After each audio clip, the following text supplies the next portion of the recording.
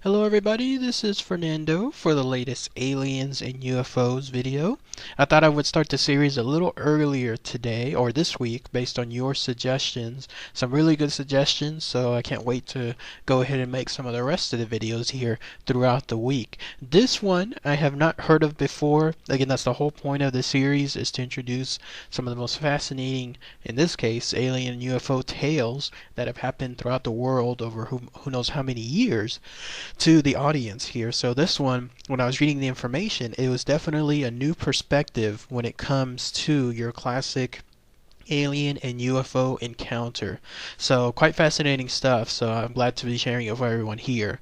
It has to do with an encounter with an entity that has received the following name, if only but for the fact of its location and the way it was described. It's called the Felixstowe Fire Demon, which is located there in close to a place called Suffolk, England. So that's the official, not the official name, but at least that's the unofficial name for this entity, the Felixstowe Fire Demon. And it has to do with an encounter that occurred not too far back, a couple of decades back, and I'll relay all the information here for your record. So what is this Felixstowe Fire Demon? Well, it happened one night, apparently back on September 20th, 1965. Very memorable, at least when it comes to how this fire demon looked, the way it's described, and the way you saw that picture there. So you'll hear that information here in a few minutes about the ultimate discovery of it. So back then, September 20th, 1965, about 10:30 p.m., there was a trio of young men who happened to be driving down that area, in particular towards a street called Walton Avenue. There were three men, I think they were in the mid-20s or so. One of them was named Jeffrey Maskey. His other ones were named Mavis Fordris, and then finally the last one was named Michael Johnson. It sounded like they were just joyriding for the night, like that was their deal, like they were out enjoying the night. Maybe they were coming back from a party of some sort, who knows. But the whole point was they were driving at night, 10:30 p.m., and again in particular towards this street called Walton Avenue. Then they decided to just stop right there on Walton Avenue. The way it was described is they pulled over to a curb right next to some hedgerows, and then on the other side there was some kind of, I guess you could call it, a large bushy foresty area. So I looked on Google Maps, and this was the closest that I could find, at least today. Obviously, since so many decades have passed, that I don't know if this is the exact location, but this could be it right here, because it's the only one that still has some kind of hedgerows on one end, and then on the other side there's the area involving some wood, some forests.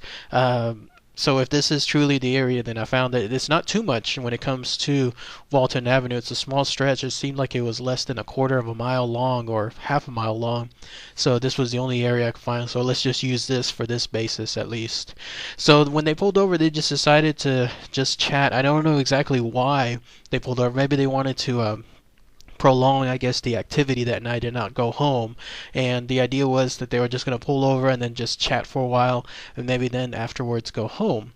Well, one of the party here, the guy, Michael Johnson, he was inside the car. I guess he hadn't joined the other two. He was just waiting for his fellow friends, Jeffrey Maskey and then Mavis Fordrice, to, I guess, finish their deal, talking, and then they would go together again at home. Well, he abruptly opened his car door and then walked out right into the night, into that foresty area. His two friends kind of like were a little bit perplexed. They decided, they weren't really going to pursue it too much, because maybe it was, from their perspective, that he was just going out there to use the bathroom, to relieve himself, to answer nature's call. And so they just let him be. But what happened a couple of moments afterward, that obviously led to the infamous night. No sooner did this guy Johnson walk into the woods and then completely become engulfed behind it, then that's when they heard the remaining two guys, Jeffrey Maskey and then Mavis Fordrice, they heard what they described as a quote-unquote high-pitched humming sound of some sort, and it was coming straight from that area of the woods. And when that happened, they started to get just a little bit, obviously, nervous, because this was not a usual sound. This was something that they had not heard of before, and it was growing louder and louder, it seemed like, by the minute. And when that happened, they looked out and then they spied towards that foresty area an oval shaped, this is how they described it. They described it as an oval shaped orange object come out from the forest and then suspend itself about 90 feet above that area, in particular above their car. And all that they could do, of course, is just gawk and stare at it, because here was something that was clearly not something that they were expecting to see. They were seeing a real life UFO. They also described it as it being 6 feet wide, and that it had a glow, an orange glow that was so strong, so bright, that it actually bathed their entire area there at night in its orange glow. So imagine that perspective. There it is, you're traveling at night. Obviously there's not going to be too many lights. Who knows how it was back then in the 60s when it came to street lights. But in this case, now all of a sudden that entire street was bathed in that orange glow. And then that was it. This, whatever this object was, whatever this UFO was, it decided it wasn't going to do anything else. It just simply vanished. It shot away straight up into the night, and then it left them behind as is. So they stared at each other for a little bit longer before the two of them realized something else. They realized that their other friend, the guy last name Johnson, was still in the woods. And not only that, but he was still in that particular spot where this UFO, whatever it was, had come out and then shot up back into the sky. So they started calling out to their friend, trying to see what happens, seeing if they could find him. After a little bit of moment, that's when he emerged. And not only that, but he emerged in a very peculiar manner. He came out completely staggering into the road straight onto their car. It was almost as if he was just out of it. He had a dazed expression, is how they described it. He had just like he had been through a battle of some sort, just completely exasperated. He had definitely gone through something.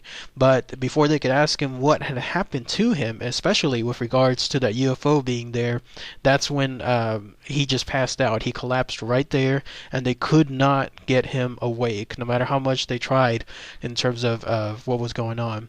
But realizing that this is not a situation, obviously, to let him just stay there, they took him to the nearest hospital because they wanted to make sure that he was truly all right. And that's when they discovered something else. There was a hospital there near Felixstowe.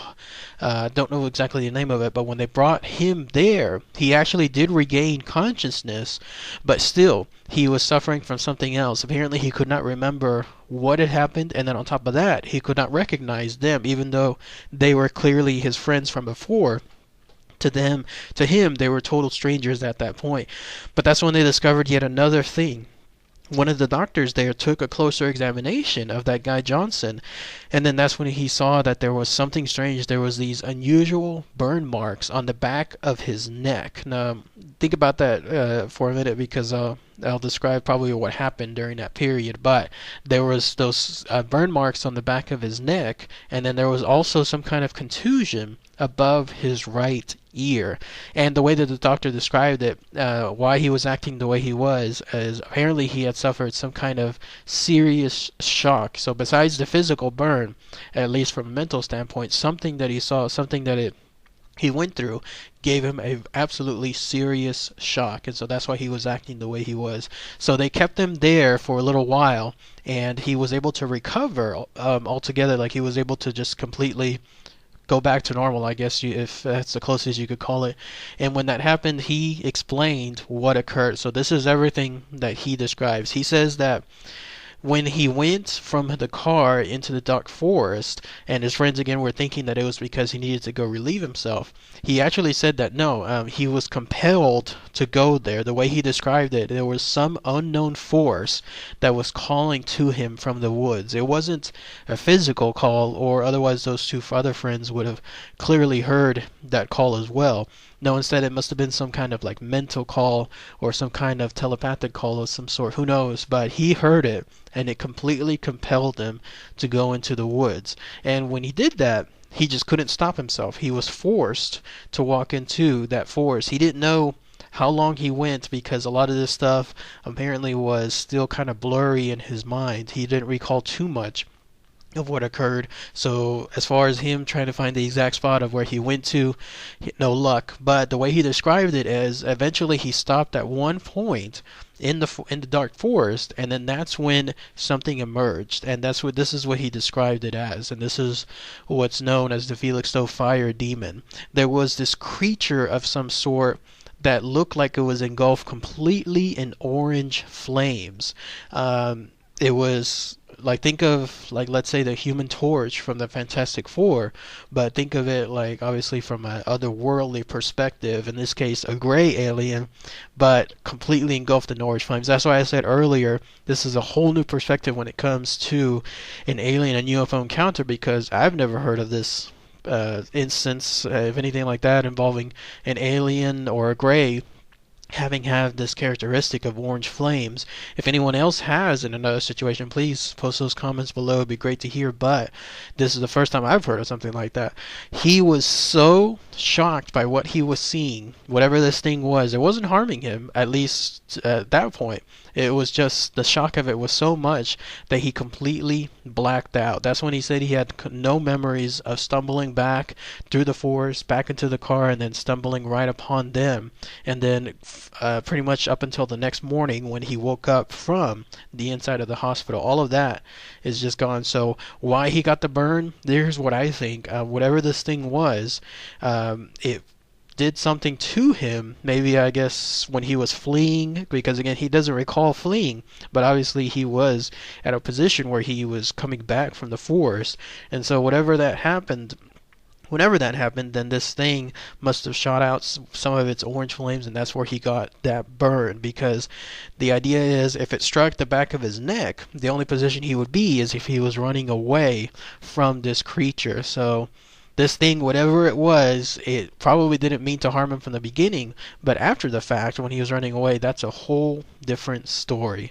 So quite fascinating stuff. Otherwise, that's it. There's been no other reports of this Felixstowe Fire Demon, the UFO associated with it, that strong orange glow that's tied to it as well. You would think that in a night like that, when it was bathing the entire street in the orange glow, there would have been other people stating the same thing, like they had seen it. But no, apparently this trio, they were the only ones that saw the UFO, and then of course they were the only ones, in that case, that guy Johnson, that saw that creature that was from the UFO. Eventually there were some reporters there from a newspaper called the Ipswich Evening Star. They decided to publish this story on September 21st, 1965, but they did so with a lot of, I guess you could call it, risk. Like, they too were doubting the story of these three guys. They probably thought it was something as far as your average incidents of them being too drunk, or them just having too much of a good time and then getting injured.